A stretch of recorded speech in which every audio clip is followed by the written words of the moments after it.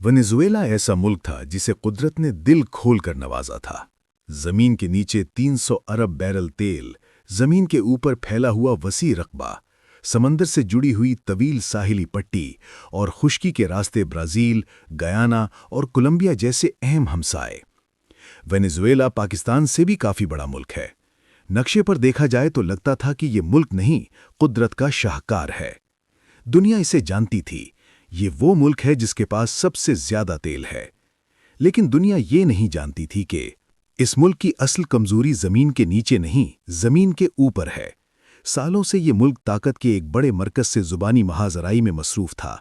बयानात, धमकियां, तकरीरें, सब कुछ था, मगर पसे पर्दा एक चीज खामोशी से कमजोर होती जा रही थी, दिफा। फिर एक दिन सूरज तुलू होने से पहले ही तारीख ने करवट ली। फिजा में शोर था, रेडार खामोश थे, कमांड सेंटर अंधेरे में डूब चुके थे। चंद ही घंटों में फिजाई दिफा मफलूज, अहम तनसीबात राख और इक़्तिदार के ऐवान खाली। कहते हैं कि सदर और उनकी अहलिया को उनके बेडरूम से उठा लिया गया और एक ऐसा मुल्क जो खुद को नाकाबिले शिकस्त समझता था, चंद घंटों में इबरत की मिसाल बन गया। तब दुनिया ने एक तल्ख सच देखा।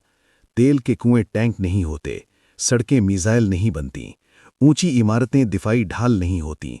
अगर दिफा नाकाबिले तस्खीर न हो तो तरक्की बेमानी, मईशत आर्जी, वसाइल बेजान और खुद मुख्तारी एक फरेब होती है। ऐसा मुल्क किसी मसले पर स्टैंड नहीं ले सकता, क्योंकि दुश्मन जानता है एक बटन दबेगा और सब कुछ सिफर हो जाएगा। इसीलिए ये वाकया सिर्फ एक मुल्क की कहानी नहीं था, ये दुनिया के हर मुल्क के लिए एक पैगाम था। और फिर नज़र पाकिस्तान की तरफ जाती है। न सबसे ज्यादा तेल, न सबसे बड़ी मईशत, न जदीद तरीन सहूलियात की भरमार, मगर एक चीज है जो सबसे मजबूत है, दिफा। इसी एतमाद के साथ हमारे सिपा सालार ने दुश्मन की आंखों में आंखें डालकर कहा था, हमको लगा कि हम डूब रहे हैं तो आधी दुनिया को साथ लेकर डूबेंगे।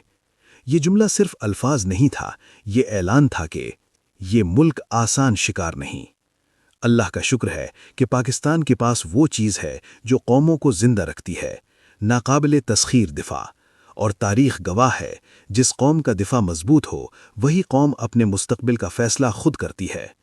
पाक फौज जिंदाबाद, पाकिस्तान हमेशा जिंदाबाद।